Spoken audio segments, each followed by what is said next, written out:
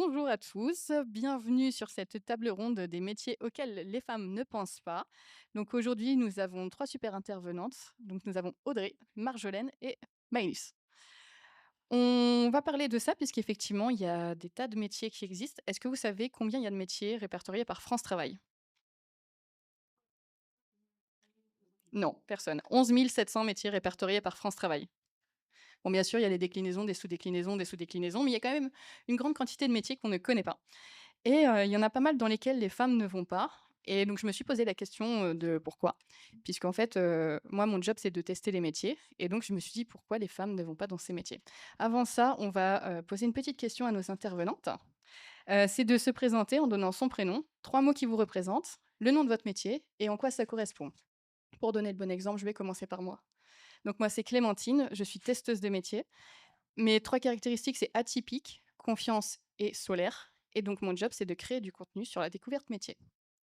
Audrey? Non, je pense que c'est bon. Ah yes. Merci Clémentine. Bonjour, donc moi c'est Audrey. Mes caractéristiques, c'est, généreuse, sociable et déterminée. Je suis, présidente du club des partenaires de l'ESBVA, qui est, l'équipe de basket féminine de Villeneuve-d'Ascq et donc c'est en tant que bénévole que je vous parle aujourd'hui. C'est une ressource pour moi dans mon quotidien et mon activité au club, c'est, de faire rayonner le club et de participer à des événements business, d'aller, vers les entreprises, pour générer, du sponsoring et du partenariat. OK, moi c'est, Marjolaine, donc je suis, les 3 mots qui me caractérisent, c'est, entrepreneuse, esprit d'équipe et agilité. Donc je suis chef d'entreprise chez Actemium, Dunkerque, donc qui est une entreprise de travaux en électricité pour des clients industriels. Donc moi, c'est, Maïlis. Les 3 mots, je dirais, organisée, curieuse et bienveillante. Je suis, dans le growth marketing, donc en gros, j'accompagne les entreprises à se développer, sur le web.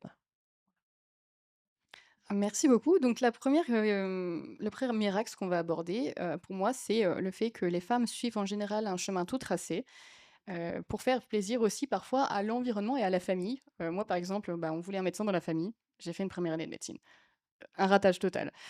Justement, quel est le métier, vous, que vous auriez aimé faire quand vous étiez petite? Marjolaine, peut-être en première. Je voulais être pilote de ligne. Ça n'a pas marché. Maëlys? Moi, je voulais être dans le montage, audiovisuel et dans tout ce qui est, en régie, infographie, tout ça. Et toi, Audrey? Moi, mon rêve d'enfant, c'était l'archéologie. Et donc tu es pas archéologue? Bah, je cherche quand même beaucoup, souvent. C'est ça, tu cherches, Parfois, je trouve. tu cherches des sponsors, du financement, c'est une autre façon de chercher. Trop bien et si vous aviez dû faire un métier, pour faire plaisir à votre famille, ça aurait été lequel? Alors moi, j'ai fait des études pour être professeure de mathématiques. De mathématiques? Oui. OK. Et toi, Marjolaine? Alors moi, mes parents ne m'ont Ouais, c'est moi. Mes parents m'ont jamais poussée à faire, une chose ou une autre et donc j'ai pas eu à faire un métier pour faire plaisir à mes parents. C'est plutôt moi qui suis allée vers des métiers, vers des sujets qui m'intéressaient et par contre, j'ai eu la chance d'avoir, un entourage très bienveillant et qui m'a bien poussée pendant toute, ma carrière. Et toi? Moi, c'est un peu le même, comme, Marjolaine où, enfin voilà, on m'a pas poussé à faire un métier, ils m'ont toujours soutenu dans ce que je voulais, en fait. Trop bien et justement, en parlant du poids, l'impact du regard de ton entourage, le soutien qu'on a pu avoir, est-ce qu'il y a eu un impact qui soit négatif ou positif? Peut-être Marjolaine, tu peux nous parler? Parce que donc tu m'as dit que tu avais des frères et est-ce que ça jouait dans ton choix de Alors carrière? effectivement, du coup, je vais, peut-être parler un petit peu de ce sujet-là. Effectivement, moi, je suis dans un métier, du coup, très masculin. Donc je suis, dans un milieu, industriel, donc avec des électriciens. Il y a aussi des automaticiens, des bureaux d'études en électricité. Après, il y a d'autres, actemium qui sont sur des métiers de mécanique, de tuyauterie et cetera. C'est des métiers très techniques. Moi, j'y suis arrivée effectivement, comme on disait tout à l'heure, par opportunité, c'est-à-dire en essayant différents métiers, en évoluant voilà, par relation et c'est comme ça que j'y suis arrivée. J'ai effectivement, 3 frères et je me suis un peu rendu compte en échangeant avant la table ronde que moi je me suis jamais posé la question avant: «Est-ce que je fais un métier d'homme? Est-ce que je fais un métier de femme?»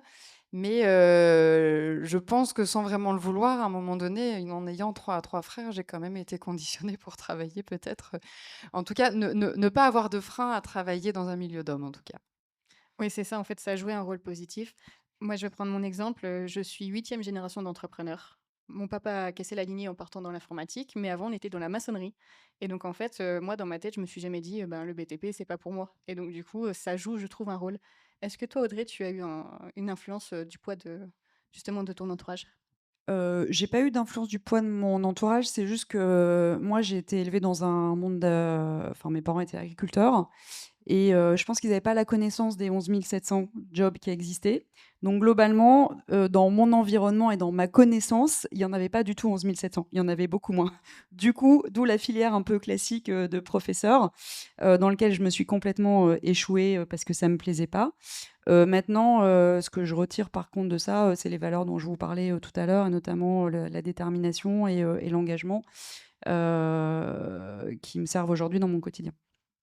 OK, et toi, Maëlys, tu m'as parlé plutôt du poids de l'entrepreneuriat, justement. Est-ce Ouais. que tu peux nous en parler? Donc moi, en fait, j'ai été salariée pendant 10 ans et après j'ai voulu me lancer à mon compte et là, peu importe, le domaine, enfin voilà, ma famille m'a soutenue. Là où il y a eu plus de crainte, c'est, bah, justement de se lancer à son compte et pas avoir la sécurité, du coup d'un poste en salarié, quoi. Mais voilà, ils avaient des craintes, mais ils étaient quand même là pour soutenir et ils m'ont jamais mis de frein, même si c'était un peu compliqué, quoi. OK, super. Alors, dernière question sur cette, 1re partie. Comment est-ce que vous avez entendu parler de votre métier actuel pour la première fois? Quelle a été la rencontre et le déclic? Marjolaine, tu nous as parlé justement d'opportunités. Est-ce que tu peux nous en dire un petit peu plus sur cette fameuse rencontre?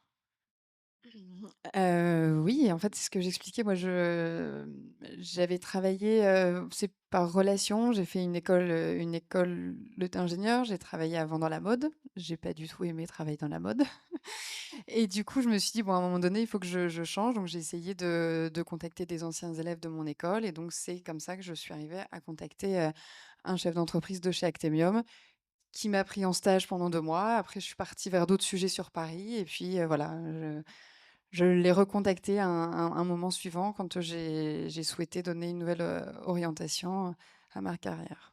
C'est ça, là, c'était la réactivation, en fait, de contacts que tu avais déjà eu dans ta vie et donc du réseau, en final.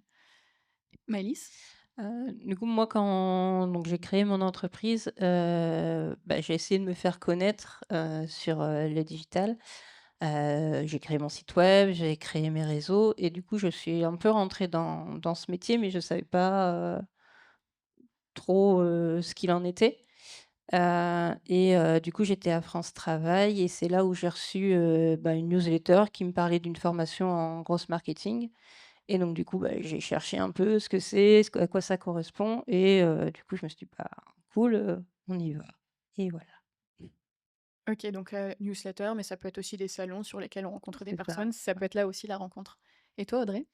Alors moi, c'était dans mon cadre de mon activité professionnelle, on était, partenaires du club, et un peu, comme elle l'expliquait, c'est plutôt par le réseau et par opportunité. Enfin, moi, j'ai un peu tapé, clairement, dans la porte, parce que j'ai découvert, le basket féminin en même temps, que je suis devenue bénévole dans le club, parce que j'avais jamais vu de match de basket avant.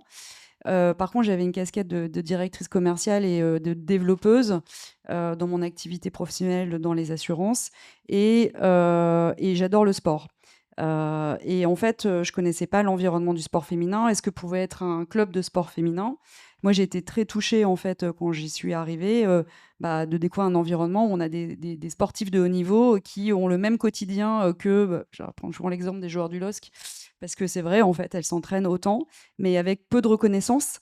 Et donc, à un moment de dire, bah, OK, il y a des partenaires, il y a peu de salariés dans le club parce que voilà, ça reste un club, féminin et de dire bah, finalement qu'est-ce qu'on peut faire avec un esprit entrepreneur pour développer le club, pour lui donner plus de visibilité sans moyens. Et donc j'avais quelques contacts aussi dans le club et on a créé ce business club en fait avec un ancien collègue qu'on anime aujourd'hui maintenant depuis 4 ans. Donc c'est aussi par le réseau et par opportunité. Et je pense que ce que tu dis est vraiment intéressant, c'est que bah, quand on est en projet, de pouvoir faire appel à des ressources extérieures aussi, bah, comme là vous le faites, c'est aussi hyper enrichissant parce qu'on découvre où on a des gens au contact qui, forcément, si on est un peu sociable, on peut avoir plein d'informations. Ok, super. La deuxième idée pour moi sur le fait que les femmes n'osent pas forcément tous les métiers, c'est le syndrome de l'imposteur. Voilà, on a entendu des rires parce que voilà, ça parle à beaucoup. Justement, le syndrome de l'imposteur et le fait de ne pas se sentir capable. Est-ce que vous, quand vous avez été justement vers ces métiers, vous avez eu des freins ou est-ce que vous avez eu des peurs de ne pas se sentir capable, par exemple, dans vos métiers? Marjolaine, peut-être? Alors, pas se sentir capable, oui et non. C'est-à-dire que, il y a effectivement le challenge, il y a le fait qu'on est parfois plus regardé quand on est une femme entourée d'hommes. Du coup, on a un peu plus la pression. Après moi, j'ai beaucoup travaillé sur moi, sur la confiance en soi, et je trouve que le syndrome de l'imposteur, alors moi, je ne l'ai pas. Par contre, il y a quand même, voilà, un sujet dans des métiers peu féminisés où, des jalousies, des méconnaissances qui font: «Ah bah oui, mais elle, on l'a pris parce que c'est une femme» ou «Elle a telle promotion parce que c'est une femme» ou, «Bah, on fait plus attention parce que c'est une femme». Il faut parfois savoir passer un peu au-dessus, en fait. Maëlys, est-ce que tu peux nous en parler, s'il te plaît? Ouais, bah, moi je pense que oui, enfin le syndrome de l'imposteur, oui. Après pas forcément entre le fait d'être une femme ou un homme, c'est plus, où, bah, pour me lancer dans quelque chose, j'ai besoin de connaître le sujet, j'ai besoin de vraiment d'avoir pratiqué et bah, là, vu que je suis une reconversion, donc effectivement quand j'ai postulé pour, être en alternance, bah, ouais, je me sentais pas forcément capable parce que, bah, j'ai pas encore les compétences et donc c'est compliqué de se vendre et sans enfin, voilà, j'ai besoin moi de connaître tout, tout, tout et peut-être aussi un manque de confiance, enfin, voilà. J'essaye de travailler dessus mais pas encore. C'est un peu quand même le syndrome de l'imposteur parce que en général, les hommes, quand ils n'ont pas toutes les compétences, bah, ils disent quand même: «OK, on y va et j'apprends sur le tas». Alors que nous, les femmes, on a tendance à dire: «OK, il faut que je maîtrise le sujet» avant même d'envisager de partir C'est dedans. ça, ouais. Mais donc du coup, tu as trouvé ton alternance. J'ai trouvé mon alternance, ouais.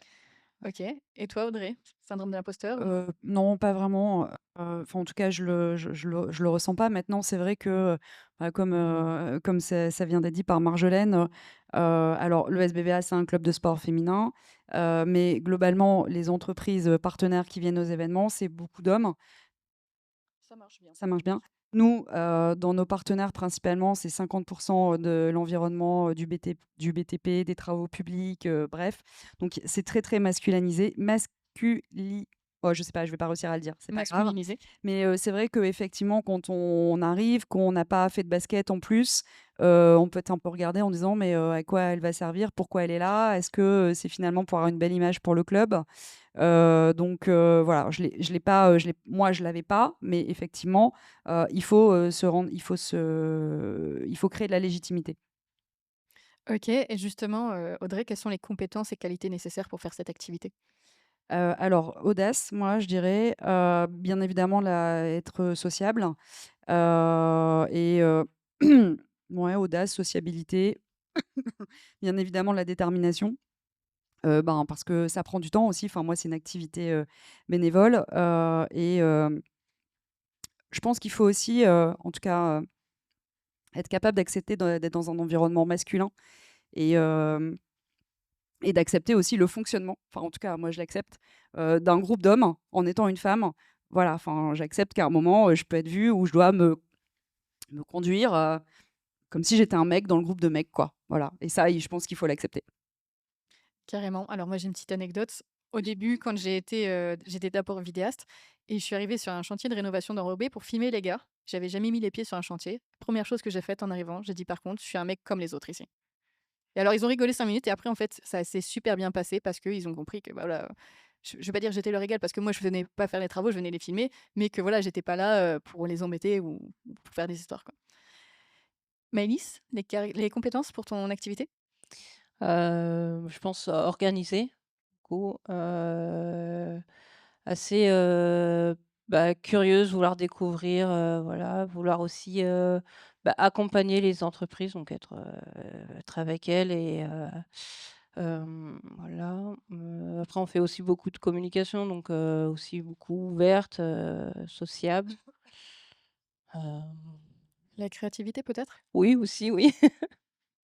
Ouais, parce que du coup, bah, le métier, c'est vraiment de trouver, des stratégies. Donc après, il y a plein de leviers qui existent, différents. Mais ouais, c'est d'être créatif, de savoir se démarquer des autres, entreprises.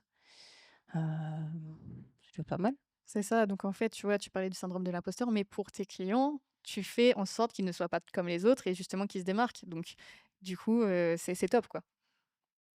OK. Marjolaine, les compétences? Ah, moi, je dirais la stratégie, l'organisation et le relationnel. Je pense que c'est trois sujets importants dans mon poste. Après, c'est des choses qui s'acquièrent au fur et à mesure et un peu d'audace aussi, je pense. Est-ce qu'on pourrait rajouter la diplomatie? Oui, parce que tu dois quand même faire, en fonction de différentes personnes et prendre en considération aussi les personnes, au final.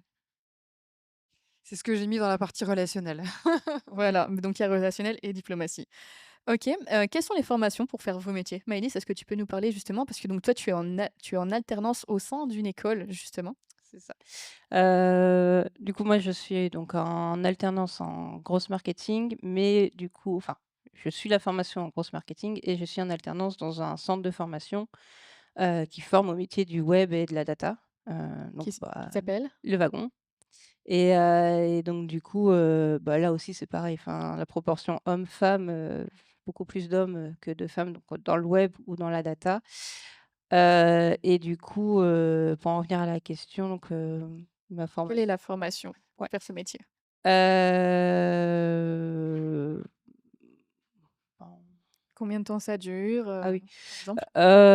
du coup, pour faire mon métier ou ouais, du coup, moi, là, c'est, une reconversion, donc on est en alternance pendant 2 ans, donc en entreprise et avant, on a fait un bootcamp de 3 mois pour apprendre toutes les bases, heu, voilà.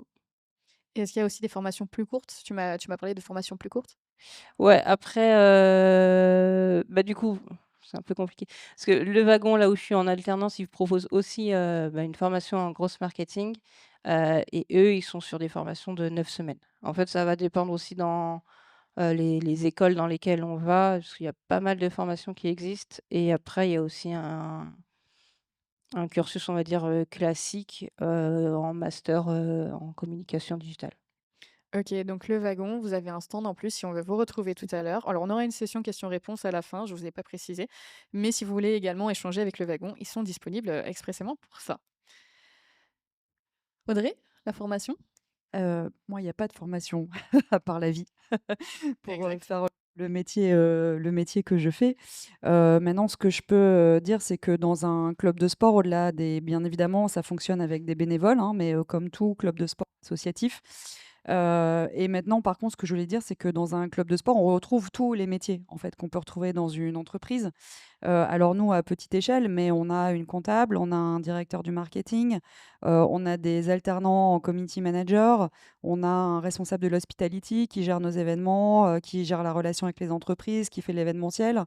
On pense peut-être pas parfois pas à ces, plus petites structures pour frapper la porte, je pense que, ben, effectivement, il y en a plein, hein, des clubs de sport, féminins, sur la région et sur la métropole qui recherchent des ressources et qui recrutent aussi, puisqu'il y a des salariés, dans ces clubs, sur, tous les postes et sur tout type de mission. On a, voilà, on fait appel à un juriste, régulièrement, pour les contrats de travail des joueuses.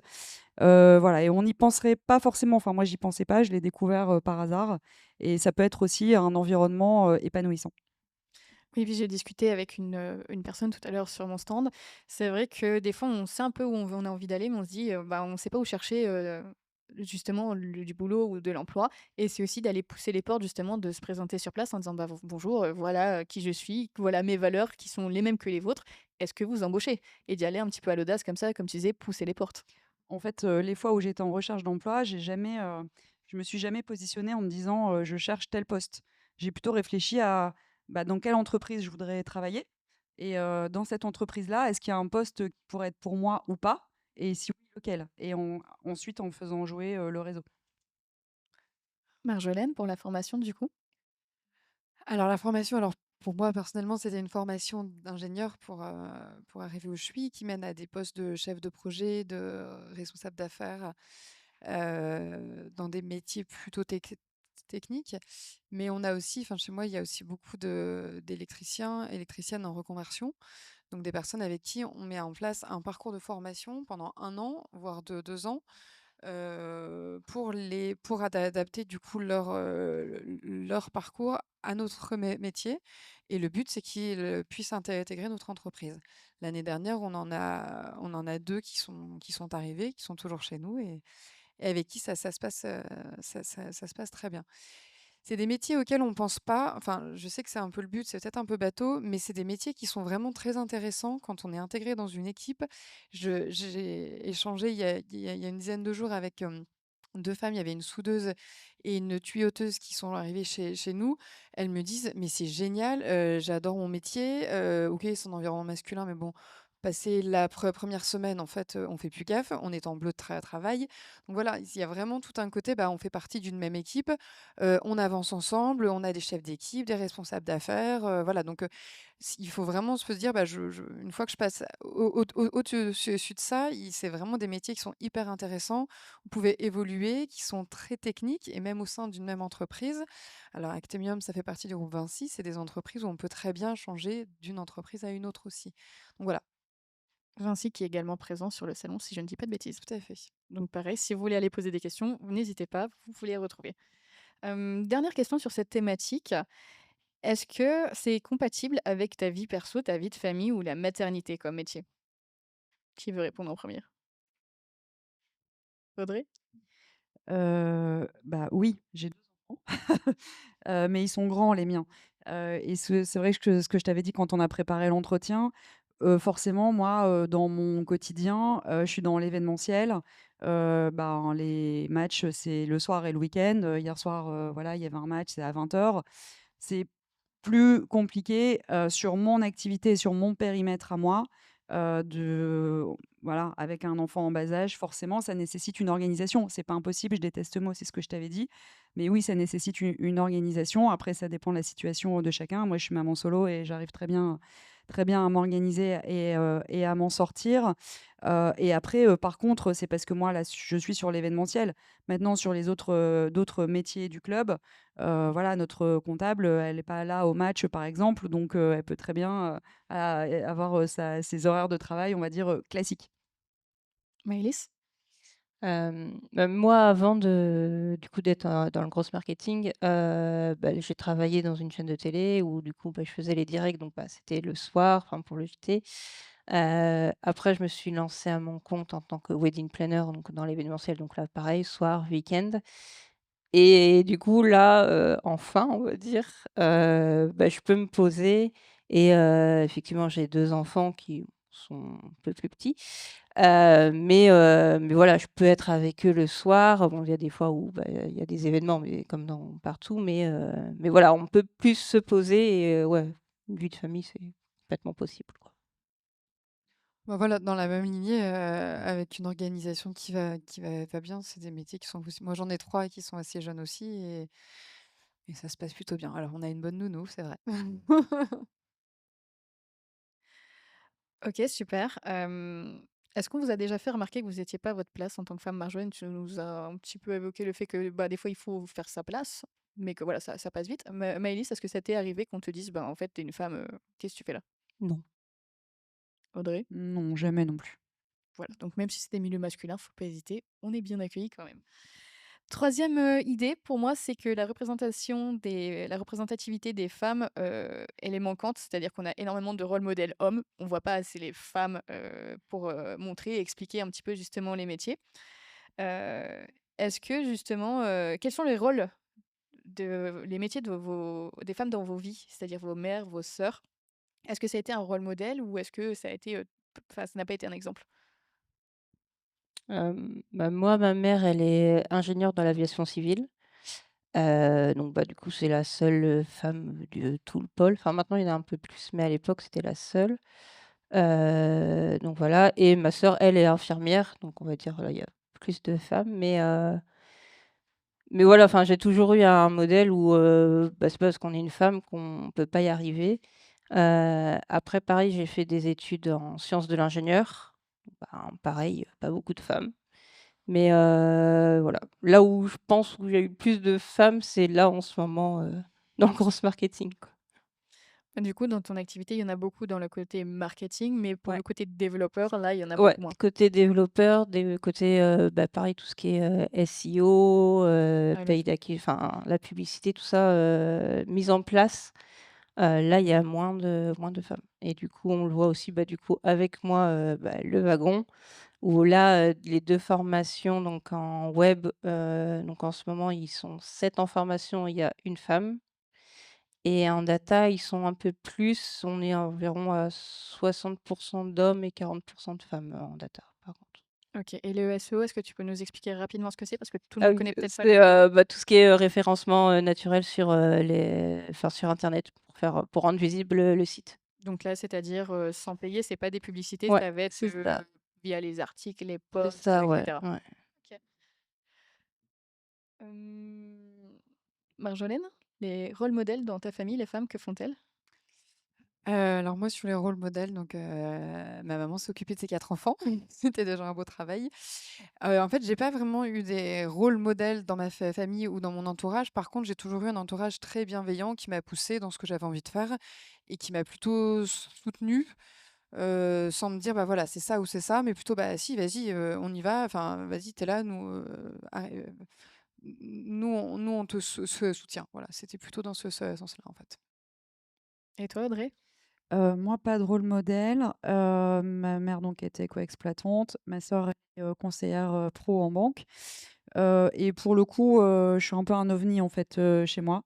Parce que voilà, comme je disais en introduction, voilà, globalement l'environnement professionnel, hors de ce qui est, classique et était pas forcément connu, mais j'ai trouvé mes ressources dans mes études ou à travers des entreprises dans lesquelles, j'ai évolué, par moi-même. OK, et justement dans vos secteurs, donc Maëlys, on a parlé, donc il y a plutôt, les femmes sont plutôt du côté développeur que marketing. Est-ce que les femmes sont visibles sur le terrain ou elles sont plutôt dans les fonctions de bureau, les fonctions support? Marjolaine? Bah, j'ai déjà expliqué un petit peu tout à l'heure, hein, elles sont beaucoup effectivement sur les fonctions support. On commence à avoir de plus en plus de femmes sur le terrain, de plus en plus chez nos clients aussi. On a comme clients Aluminium Dunkerque, Arcelor, Coca-Cola, AstraZeneca, enfin voilà, des industriels. On se rend compte qu'effectivement, il y a de plus en plus de femmes, donc c'est-à-dire qu'on sait aussi mettre en place des emplois du temps ou voilà, un mode de fonctionnement qui va bien en fait. Et c'est plutôt assez encourageant. Donc voilà.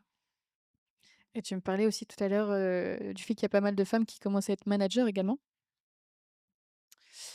Oui, il y en a aussi des responsables d'affaires, des adjoints responsables d'affaires qui effectivement, donc sont plutôt issus des parcours ingénieurs et donc qui, qui ont des parcours de manager. Donc enfin, soit, effectivement quand on fait une école, on arrive sur des métiers beaucoup plus techniques, ou soit on va faire des métiers plus de management. Donc aujourd'hui, dans nos entreprises, on peut avoir l'un et l'autre, ouais, tout à fait. Audrey, tu nous as parlé, d'une grande diversité de métiers dans les clubs, et justement, est-ce que, sur certaines fonctions, on va dire peut-être, plus qu'on a plus, en tête, genre entraîneur et cetera, est-ce qu'il y a des femmes? Il y en a moins ce qu'on pense, comme, dans la première ligue, je pense qu'il y a, 2 voire 3 seulement coachs féminines, sur des équipes féminines et sur le banc en général, il y a, dans l'équipe, dans les entraîneurs, c'est très masculin. On a pas mal de kinés femmes par contre. Ah, nous, en tout cas dans l'équipe, on a, un staff médical qui est, 50-50, hommes-femmes. Mais par contre, moi, c'est vraiment que c'est quelque chose qui m'avait surpris, de pas trouver plus de femmes dans un staff, dans une équipe, de sport, féminine. Alors ça, si je vais dans un autre club masculin, là, il y en a aucune, hein, donc voilà. Parce que je pense qu'il y a cette dynamique aussi, là, forcément, enfin, par exemple, le médecin, du club part en déplacement avec les joueuses. Les déplacements, souvent, c'est sur plusieurs journées, enfin, ça peut être sur plusieurs journées, il découche et cetera. Ça prend du temps, ça peut avoir une contrainte, comme on le disait tout à l'heure, sur la vie de famille. Maintenant, en gros, tout est adaptable. Nous, on a plusieurs médecins. On en a une qui est, là, qu'à domicile, un autre qui fait les déplacements et je pense que c'est plutôt lié, aux freins qu'on peut se mettre en disant: «Oui, ça va être, compliqué». Moi, dans ma carrière professionnelle, j'ai plein de mes collaboratrices qui, sur des postes de manager, postulaient pas en disant: «Oui, mais là, ça va être compliqué, c'est pas le bon moment parce que mes enfants». Alors qu'en fait, il y a aujourd'hui plein de solutions pour être agile dans le monde du travail et quand même pouvoir évoluer, sur d'autres périmètres de poste. Est-ce que vous pouvez me citer, d'autres métiers dans les secteurs, dans lesquels vous évoluez pour avoir des idées, de noms de métiers? Parce qu'effectivement, il y a vos métiers, mais il y a plein de métiers autour. Alors, j'en ai parlé déjà un petit peu tout à l'heure. Je parlais du métier d'électricien, électricienne, des chefs de projet, des responsables d'affaires, donc qui gèrent, typiquement s'il y a une installation électrique à mettre dans une usine, ils gèrent le projet du début à la fin, donc de la phase de devis, la phase de réalisation, chercher les fournisseurs, les réunions avec le client et après jusqu'à aller, jusqu'à vérifier que tout est bien fini et vérifier la facturation. Enfin, c'est vraiment un poste très très, très, très vaste. Donc, des électriciens, effectivement, des chefs d'équipe en électricité, donc des préparateurs de chantier, donc eux qui regardent le projet sur peut-être 3 à 6 mois, à quel moment il faut approvisionner tel le matériel, quelles sont les personnes qu'il va falloir avoir, faire le lien avec le client pour les visites de coordination avec le client. Enfin voilà, il y a toute une partie relationnelle sur ce poste-là de préparateur de chantier. Donc je parlais de l'électricité, mais on a tous les métiers, aussi bien, dans la mécanique, dans la serrurerie, dans la tuyauterie. Enfin voilà, il y a tous ces métiers-là qui existent, aussi bien en œuvrant qu'en chef d'équipe, chef de chantier ou en responsable d'affaires et il y a des métiers d'automatisme et de bureau d'études. Maëlys? Du coup, nous, il y a avec la formation du wagon, donc il y a les métiers de data analyst. Donc en gros, c'est, partir d'une problématique de l'entreprise, récupérer les données et trouver des stratégies, les meilleures pour répondre à cette problématique. On a tout ce qui est, développement web, création d'applications, création de sites internet, que ça soit, en front, enfin devant l'utilisateur ou derrière. En grosse marketing, du coup, il y a tout ce qui est référencement, naturel ou référencement payant, donc avec la pub. Tout ce qui est création de contenu aussi, et aussi, beaucoup, enfin tout ce qui est automatisation, des tâches. Voilà, je vois bien. C'est déjà un beau panel. Et toi, Audrey? Alors pareil, j'ai aussi un peu dit tout à l'heure tous les métiers qui pouvaient, déjà y avoir, qui sont classiques dans une entreprise. Maintenant, j'ai pas parlé, mais on a un photographe aussi, on a un rédacteur pour, nos posts, sur nos réseaux. Heu voilà, j'ai déjà dit les métiers de médecin du sport et cetera, donc je vais pas me redire, mais c'est vrai qu'on a aussi, 2 photographes au club, j'avais oublié. Et est-ce que vous avez, comme dans certains sports, des analystes vidéo? Vous filmez le match et du coup, vous regardez après pour regarder, là où ils ont été bons ou là où il faut s'améliorer? Oui, ils font des revues vidéo effectivement, au club avec, alors il y a pas un analyste vidéo, mais c'est le coach avec son assistant. OK. Mais donc, dans certains clubs, ça peut être un Dans métier à part certains entière. clubs, dans plus gros clubs, effectivement. OK, Marjolaine, est-ce que tu recrutes justement? Oui. Oui, oui, effectivement, tout à l'heure, je vous parlais un petit peu des différents, métiers qu'on avait parce que c'est des postes qui sont ouverts aujourd'hui sur Dunkerque ou sur Lille. Voilà, donc des postes, d'électriciens, électriciennes, des postes dans la mécanique, Si vous avez voilà, des questions, moi je peux rester un petit peu aussi après, parce que c'est des métiers auxquels on a du mal à se projeter tant qu'on n'a pas travaillé vraiment dedans. C'est des métiers industriels, donc on peut avoir parfois une approche, se dire: «Bah, c'est sale, c'est bruyant, c'est lourd, et cetera». Mais en fait, il y a différents niveaux, différents sujets et puis à un moment donné, c'est des métiers qui sont hyper enrichissants aussi, donc oui, nous recrutons. OK, super. On va terminer, avant de passer à la session, questions-réponses par une, dernière question. Qu'est-ce que tu donnerais comme conseil justement aux femmes qui nous écoutent aujourd'hui et qui pensent peut-être à reconversion? Alors moi, je dirais qu'il faut pas hésiter à oser pousser les portes, à aller interroger les personnes que l'on connaît sur, bah, qu'est-ce que tu fais? Quel est vraiment le but de ton métier? Dans quel est l'environnement? Comment tu es habillé? Qu'est-ce que tu y fais? Et cetera. Parce que parfois on a des craintes, mais qui sont parce qu'en fait on sait pas, on connaît pas en fait. Et nous, je sais qu'on fait des expéri enfin des Immersion?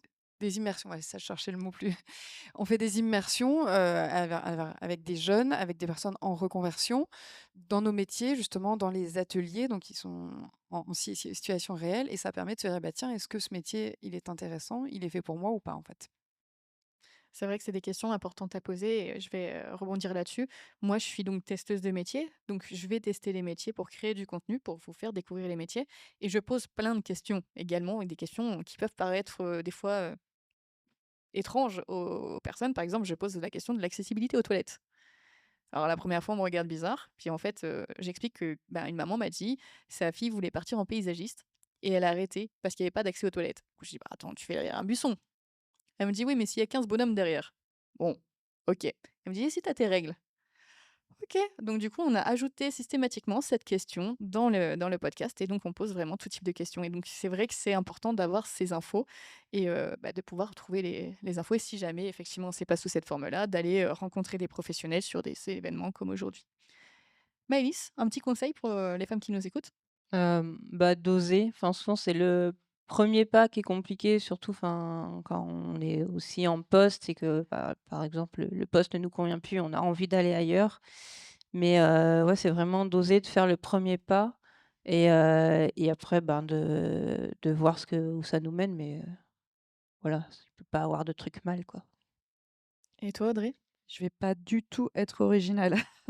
J'allais dire effectivement, il faut oser, pousser les portes, être audacieux. Tout à l'heure, je disais, voilà, identifier, le métier ou l'entreprise de vos rêves et se dire que, bah, en fait, a priori, il y a rien qui est impossible. On expliquait qu'on peut devenir, électricien en suivant une formation.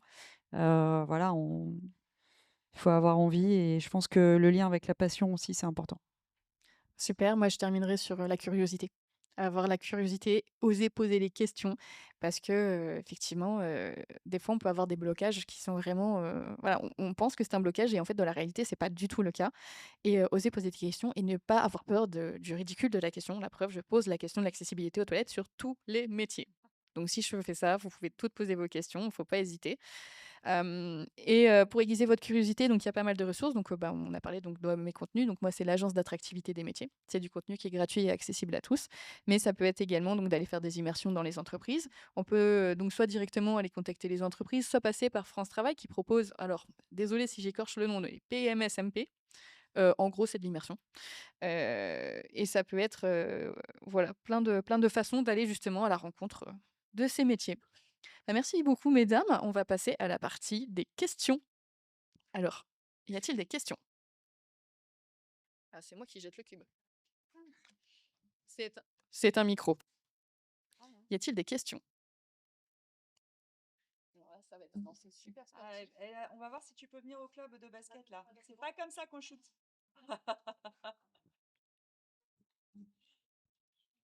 Alors, est-ce qu'on peut avoir du son? C'est sur le truc noir devant. Non, ça c'est le mien. Non. Essayez encore? Non, Bon, bah alors, on pas de cube jaune. l'ancienne. Allez, c'est ma séance de sport. Ah, merci. Merci pour cette table ronde. Moi, ma question, c'est destiné à vous, Clémentine. Vous êtes animatrice et je vois que vous avez aussi des talents naturels ou alors travaillés de fédérer. J'ai loupé la première partie, la toute première partie de la conférence, donc j'aimerais peut-être revenir un petit peu sur votre parcours. Est-ce que vous faites de l'animation à l'extérieur? Qu'est-ce que vous faites concrètement? Je retourne sur scène pour répondre. Alors moi, je suis testeuse de métier, donc en gros, c'est de la création de contenu justement pour, la découverte métier. Donc je vais tester un métier, on me fait tester toutes les tâches du métier, grosse partie interview aussi, donc avec plein de questions, dont l'accès aux toilettes et avec ça, je crée du contenu qui est disponible pour tous. L'animation, c'est possible, mais c'est pas mon cœur de métier. Moi, je vais créer le contenu qui va justement servir aux personnes qui animent. D'autres questions? Cette fois-ci, il marche. Ah, il marche. Faut mettre près Merci. de la bouche par contre. Comme ça? Ouais, c'est Ah, un micro? ah ouais. Merci pour cette présentation. Moi, j'ai une question à Marjolaine. Marjolaine. Marjolaine, vous avez parlé d'un travail où on comprend les commandes, on gère tout le cercle des commandes, de planification. On appelle quoi à ce poste? C'est quoi le nom de rôle? Et c'est quoi les compétences? Est-ce qu'on a besoin d'avoir ce métier de, je ne sais pas, électricien, ou c'est un travail, on peut avoir même qu'on n'est pas, on fait pas ça, c'est juste la planification et tout le cercle. Alors, c'est nous ce qu'on appelle un poste de préparateur chantier. Mhm. Donc, un préparateur chantier, il doit avoir des connaissances en électricité quand même, en électricité, mais de base, c'est-à-dire qu'il n'est pas électricien. Le but, c'est pas qu'il soit électricien. Le but, c'est qu'il connaisse le chantier, comment est-ce qu'il fonctionne. C'est-à-dire, bah, quel est l'approvisionnement que je dois faire en premier. Donc, parce qu'en fait, ce qui se passe, c'est que au démarrage du chantier, il y a une réunion de lancement qui est faite avec le responsable d'affaires, le préparateur chantier, le chef de chantier. Et c'est eux qui se disent, bah voilà, les jalons, c'est ça. Et le BE, le bureau d'études, s'il y a D'études. une partie études, et de se dire, voilà, quels sont les jalons, à quel moment on doit aller, on doit préparer le matériel. On va le préparer au niveau de notre, de notre base vie, puis après on va l'amener sur site, mais il faut prévenir le client, il faut valider avec lui la date, il va venir vérifier la conformité de l'armoire. Enfin, voilà, il y a différents jalons, et donc on ne demande pas à cette personne-là d'être électricien, électricienne. Par contre, il doit avoir ce sens pratique, ce sens terrain pratique. D'accord. Et le travail de bureau d'études, c'est quoi? C'est les statistiques. Alors, le bureau d'études, c'est soit en électricité, donc c'est des personnes qui sont dessinateurs, dessinatrices, qui sont projeteurs, qui sont ingénieurs BE. Donc, eux, ils font des plans, ils font les réunions, les études de faisabilité. Et puis par où on passe. Le client nous dit, bah, tiens, j'ai cette machine. Le poste électrique, il est là. Où est-ce quelle section de câble? Est-ce qu'on prend du petit, du gros? Est-ce qu'on met en cuivre, en aluminium, etc. Donc, eux, ils font toute une partie étude.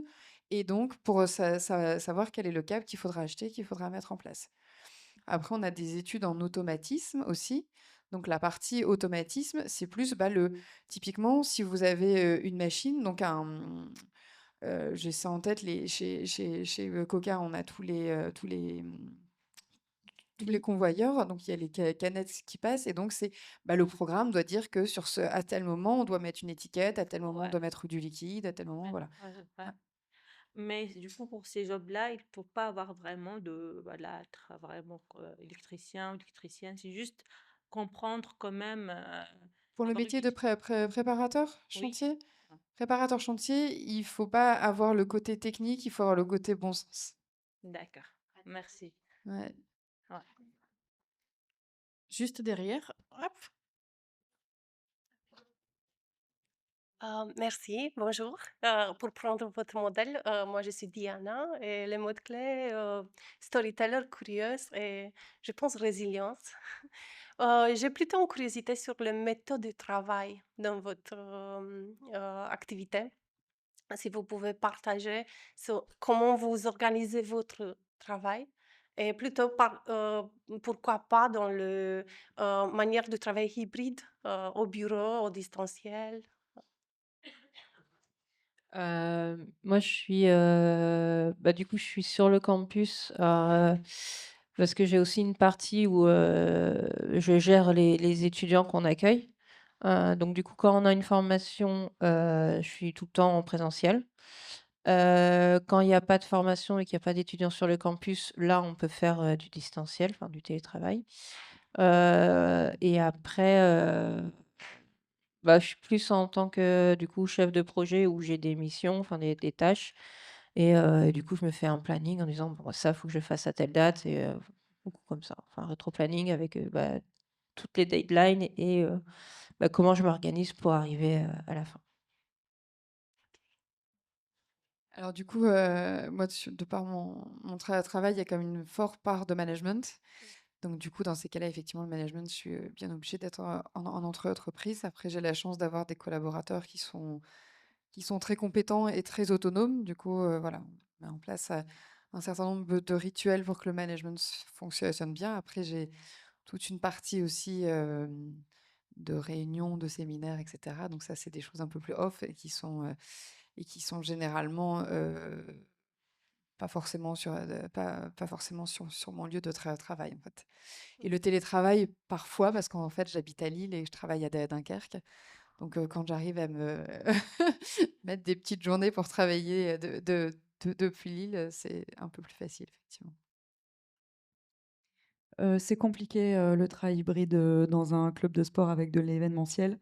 Forcément, on doit être sur le terrain, la présence avec les joueuses, donc les collaborateurs du club, ils sont, plus souvent, sur site. En plus, c'est une petite équipe, où chacun fait beaucoup de choses, donc il y a pas beaucoup de travail hybride.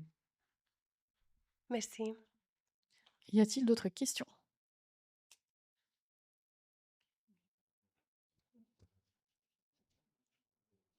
Non, personne?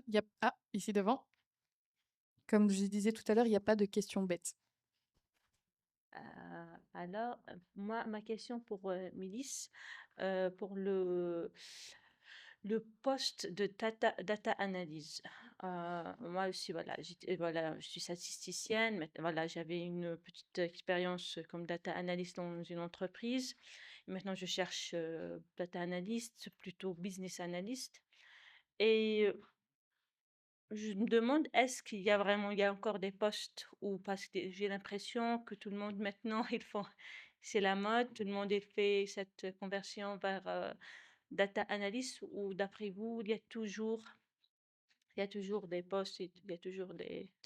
Il y a toujours des postes. Après, il y a aussi, beaucoup de personnes qui viennent se former qui sont, déjà en poste et qui veulent monter en compétences ou alors qui veulent, ajouter, une corde à leur arc ou, ils veulent, du coup proposer aussi en plus, l'analyse pour, bah, du coup renforcer leur, stratégie. Mais non, ouais, ça il y a encore des offres.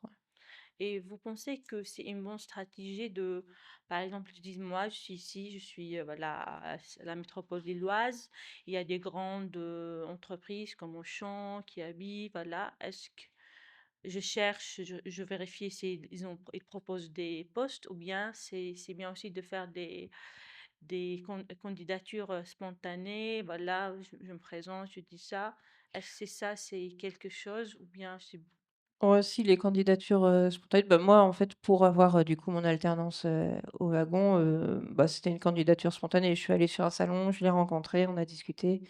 Voilà, il faut répondre aux offres, mais ouais, tout ce qui est candidature spontanée, ça marche et en plus, du coup, enfin, il faut, savoir bien se présenter et discuter avec la personne et du coup, tu te dis: «Ah oui, bah, pourquoi pas? C'est vrai que j'y avais pas pensé, mais en fait, voilà» et en plus, data analyst, c'est vraiment, ben, enfin, toutes les entreprises en ont besoin parce que c'est vraiment pour, les accompagner à, bah, à se développer, à trouver les bonnes stratégies. Donc, on n'y pense pas forcément, enfin les chefs d'entreprise, les entreprises n'y pensent pas forcément, mais du coup, à y aller et dire: «Bah, voilà, moi je peux vous aider à faire ça», heu, ça va voilà, même s'ils y pensent pas, c'est toujours, bien.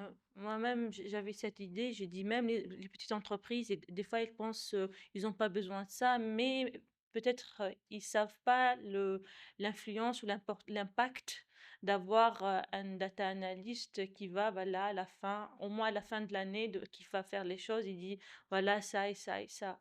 Moi, j'ai pensé ça, mais je n'ai pas osé. J'ai dit, peut-être, voilà, toute la région, je peux envoyer des candidatures spontanées, mais Alors, au-delà d'envoyer des candidatures spontanées, tu peux aussi essayer d'aller sur place ouais, c'est et ça. discuter avec les personnes parce que spontané, on lit pas tous nos mails, hein. Alors, il y en a des fois qui passent à la trappe.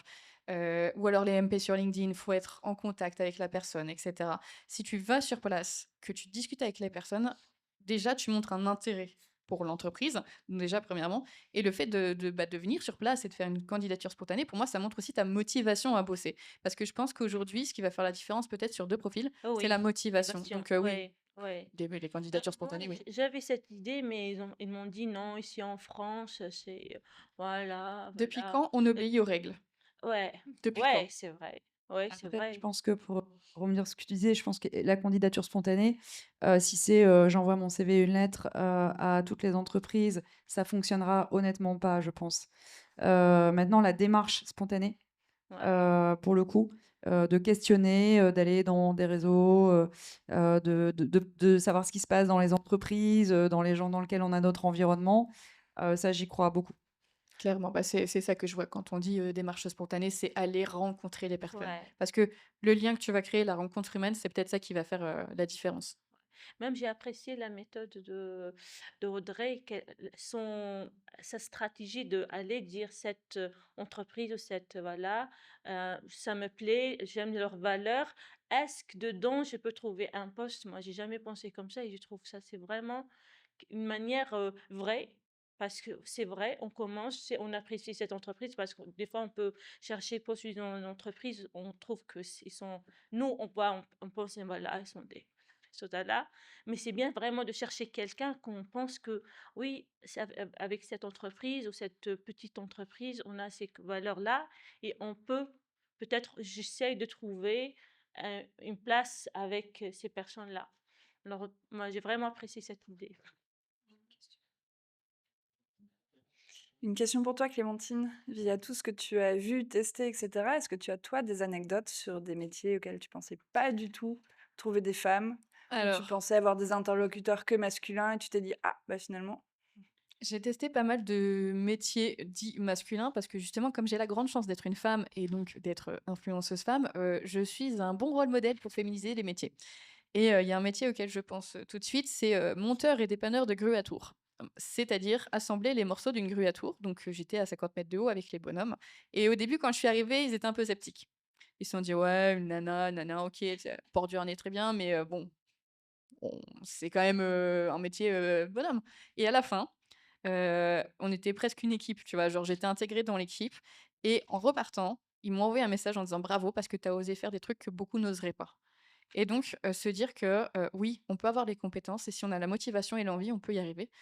Et sinon, oui, effectivement, il y a eu plein de métiers. Je pense aussi à RTE, donc c'est, Réseau de transport électricité, où je suis allée tester le métier donc de technicien de maintenance en poste électrique dans une cellule école et j'ai eu la chance d'être accueillie par une femme parce qu'ils ont une technicienne femme et ils cherchent à recruter parce que comme tu disais Marjolaine, les métiers de l'élec, ben, oui, ça peut être fait pour les femmes aussi et avec grand plaisir et en fait, les entreprises sont super prêtes à accueillir des profils, féminins. Mais le problème, c'est que en fait, pour les accueillir, il faut déjà que, nous les femmes, on se dise: «Oui, on peut aller dans ces métiers». Il nous reste 5 minutes. Avez-vous d'autres questions?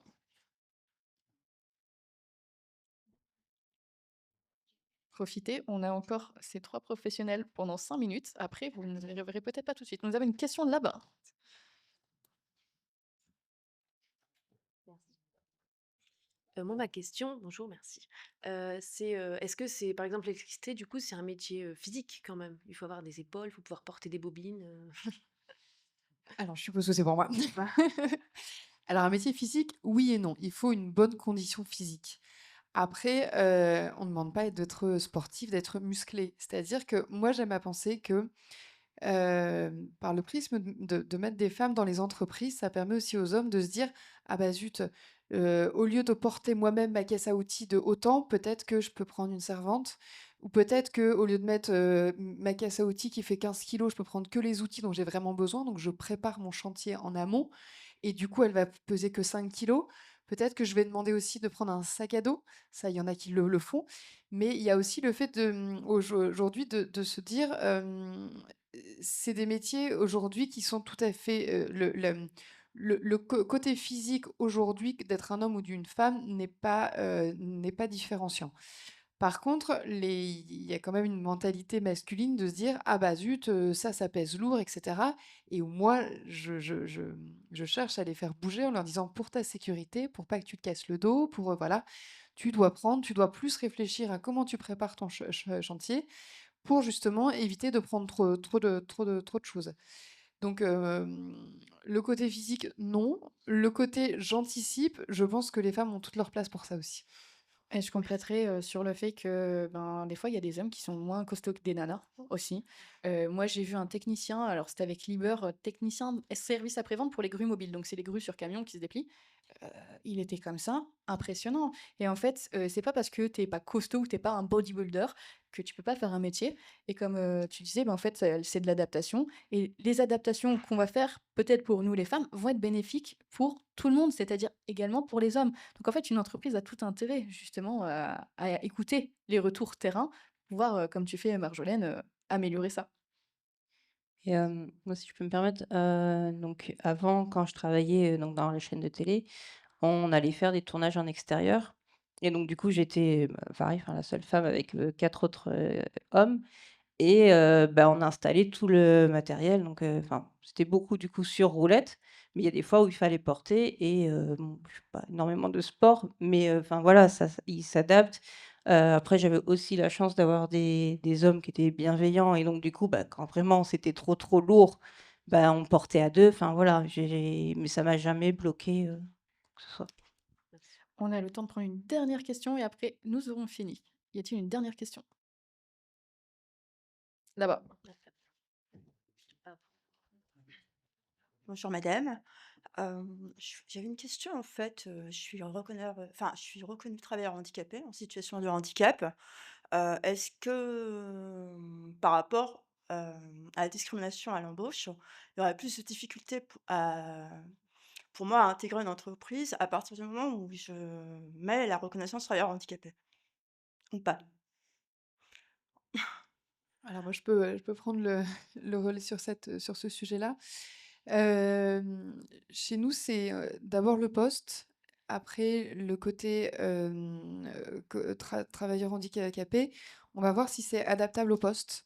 On Mmh. a la chance d'avoir une structure qui nous accompagne, qui, pour justement mettre en adéquation les problématiques de handicap avec le poste, D'accord. et donc, je dis pas que c'est ni un frein ni un avantage. Si vous avez les Les compétences. compétences pour le poste, on fera en sorte que vous puissiez le faire, en fait.